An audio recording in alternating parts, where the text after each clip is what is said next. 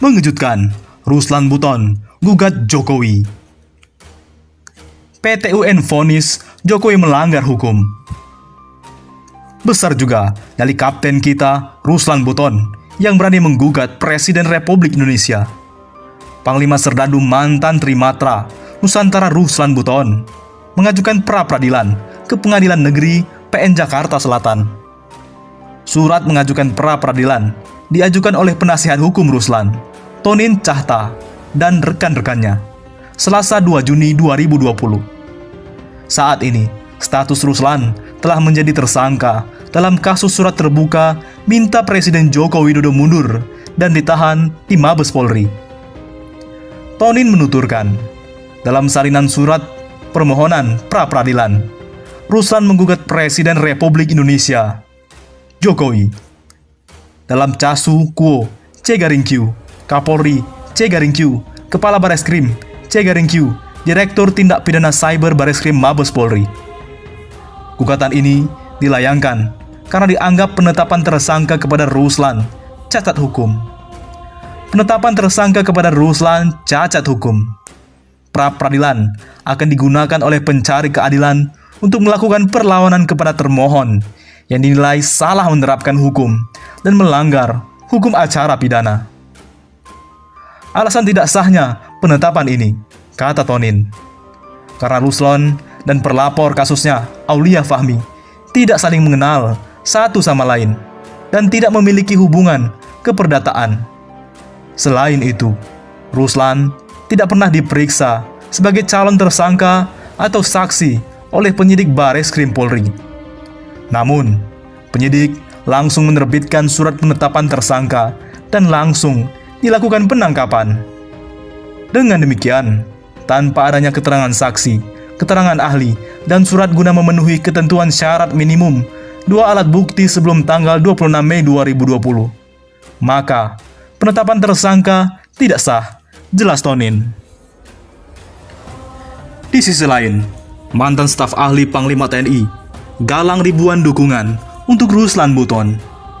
Ratusan purnawirawan TNI memberikan dukungan terhadap Kapten Purnawirawan Ruslan Buton agar segera dibebaskan oleh polisi. Dukungan yang total lebih dari 1000-an itu dikoordinir oleh mantan staf ahli Panglima TNI, Majen Purnawirawan Dedi S. Budiman. Menurut Dedi, hingga saat ini sebanyak 8 organisasi masyarakat atau ormas, 36 advokat, dan pakar 636 masyarakat dan purnawirawan TNI, dan 402 purnawirawan mantan pejuang Yonif 315 Garing Garuda yang mendukung dibebaskannya Ruslan Buton dari perkara hukum yang ditangani Polri. Dedi berkeyakinan bahwa setiap warga negara berhak untuk mengeluarkan pendapat dan berhak wajib ikut serta dalam upaya bela negara menurut pasal 28E Undang-Undang 1945.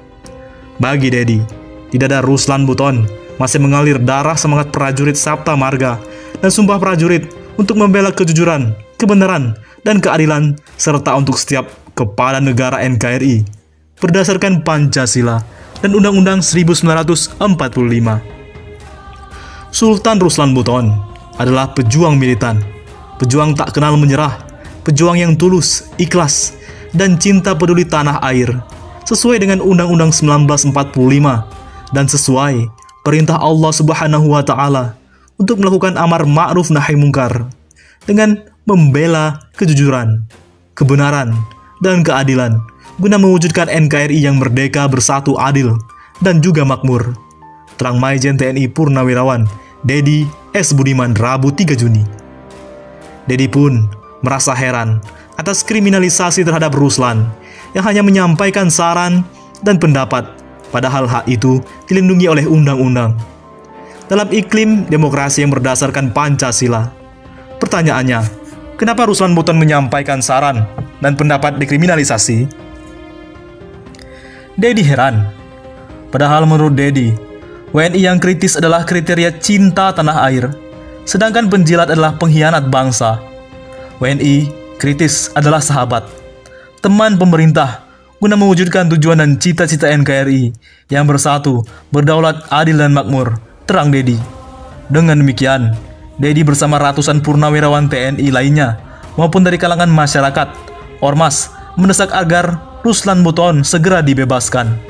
Untuk keselamatan dan keutuhan NKRI, kami menyarankan Sultan Ruslan Buton untuk segera dibebaskan, tegasnya.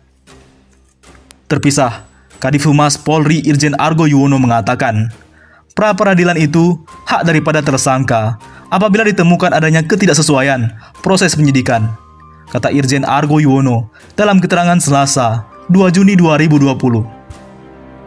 Argo mengatakan, proses penyidikan polisi terhadap Ruslan Buton akan diuji dalam pra-peradilan itu.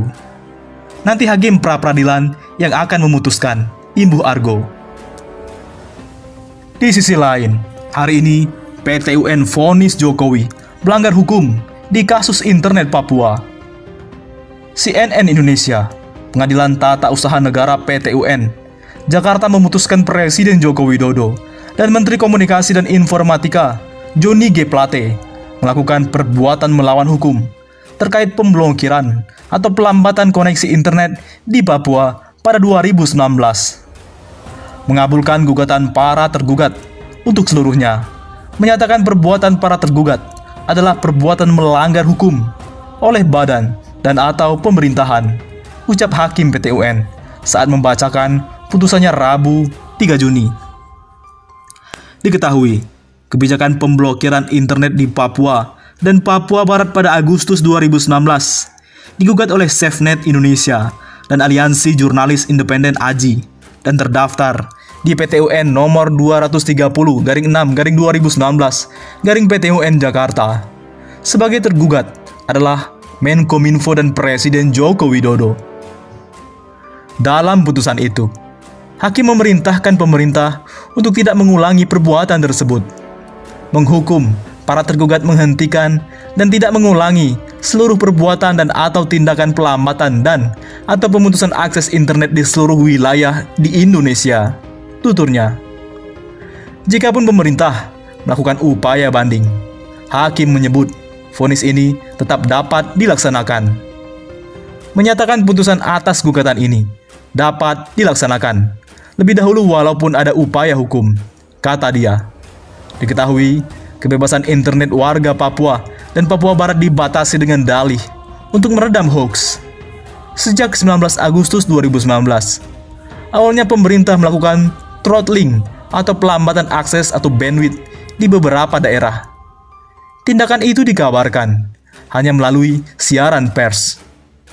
Pelambatan akses internet berlanjut hingga pemutusan akses internet secara menyeluruh di Papua dan Papua Barat pada tanggal 21 Agustus 2019.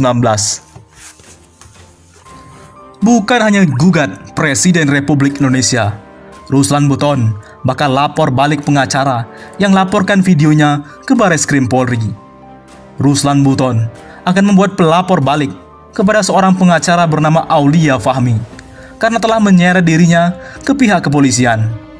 Hal itu diungkapkan oleh kuasa hukum Ruslan Buton, Tonin Tasta Singarimbun. Diketahui video Ruslan yang meminta Presiden Joko Widodo untuk mundur karena gagal menanggulangi COVID-19 dilaporkan oleh Aulia Fahmi. Laporan tersebut masuk ke SPKT Bareskrim Polri dengan nomor LP-0271-5-2020 Bareskrim tanggal 22 Mei 2020. Sesuai dengan permintaan tersangka Ruslan, maka untuk melakukan perlawanan balik dengan pelapor Aulia Fahmi dalam perdata dan pidana, kata Tonin kepada tribunnews.com. Menurut Tonin, tidak jelas motif pelapor yang melaporkan kliennya ke Bareskrim Polri, sebab baik Ruslan dan pelapor tidak memiliki hubungan satu sama lain. Apa motifnya? Karena tidak ada hubungan antara tersangka Ruslan dengan pelapor, sehingga pada dasarnya laporan tersebut apa dasarnya? Jika ia merasa terhasut atau kena akibat kerusuhan, maka tidak tepat karena kewenangan ada pada polisi cyber, pungkasnya.